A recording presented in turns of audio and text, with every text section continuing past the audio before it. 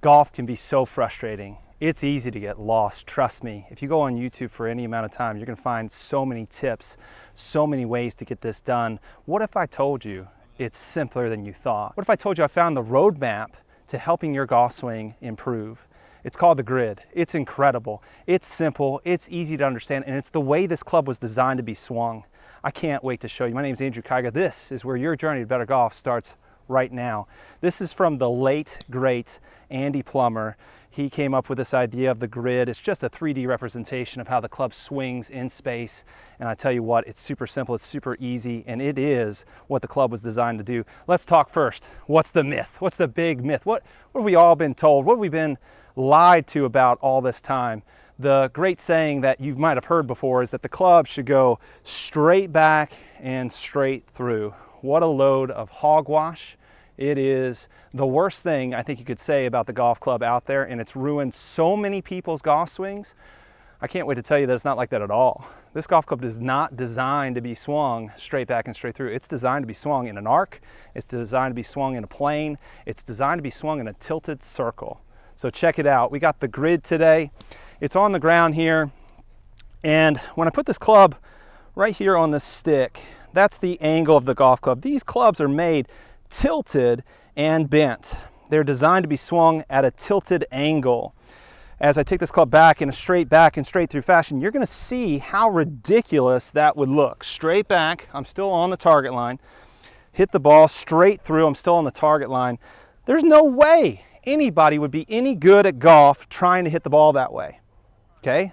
It's designed to be swung in an arc. So I've got this stick on the ground here. I've got this stick on the ground here. That's designed to show you the path of this club as it works up this angled circle. Okay, as it works up this angled circle, it goes up and behind me, and my club traces this arc right here to the inside. My hands are designed to travel on this path to the inside. They travel in a similar arc to the club. My hands don't go straight back and through, they go around my body. This club is designed to go around my body, back in front of my body, and then around my body again, because the club's tilted and designed to be swung at that tilted angle. This is so simple, so easy to understand that we even show our kids this in our junior program, and it's super easy for them to get.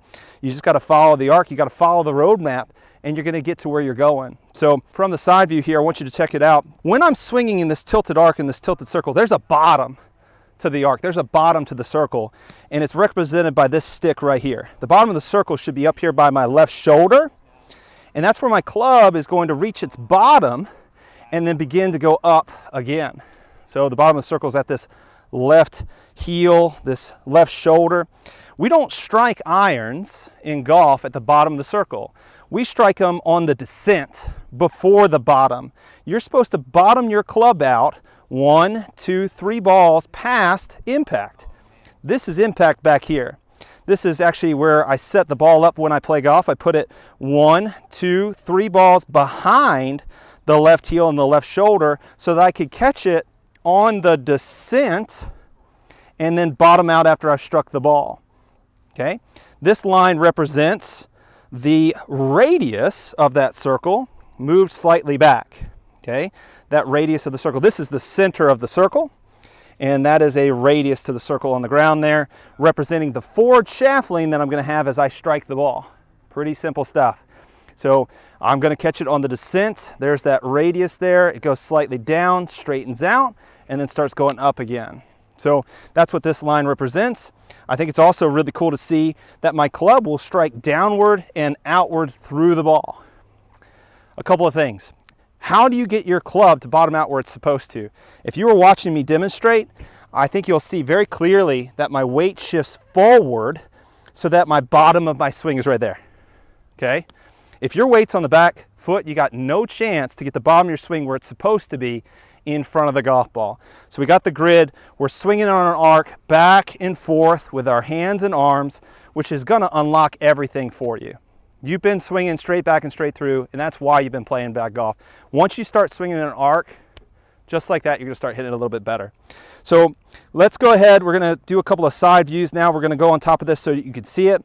And we're gonna go into a couple of ideas how you could put this into your swing and start hitting the ball better than you ever have. So I put the tripod on top of this grid system so that you can see how things look from above and how this club is going to trace this arc here and how the hands are going to trace this arc here.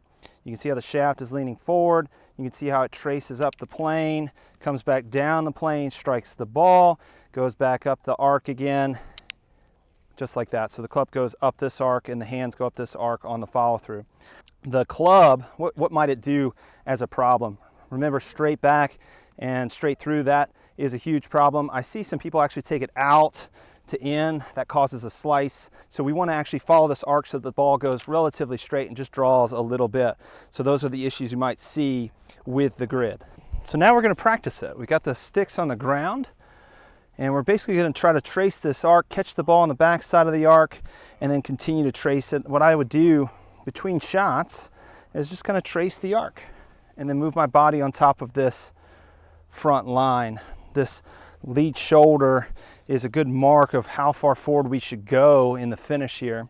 So I've got my arc on the ground. I'm going to continue to trace it. I'm going to try my best to hit these push draws.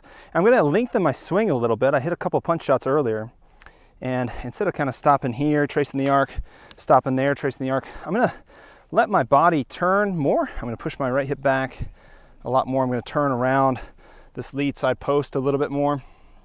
I'm going to rotate my upper spine a little bit more.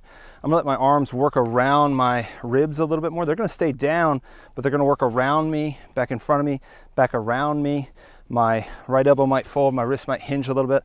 Those are all additive things that would help the club continue to go up this grid in this arc on the backswing. So that simplifies it a lot. You're just going to take it and go farther up the arc, okay, to get a big enough backswing to produce enough power.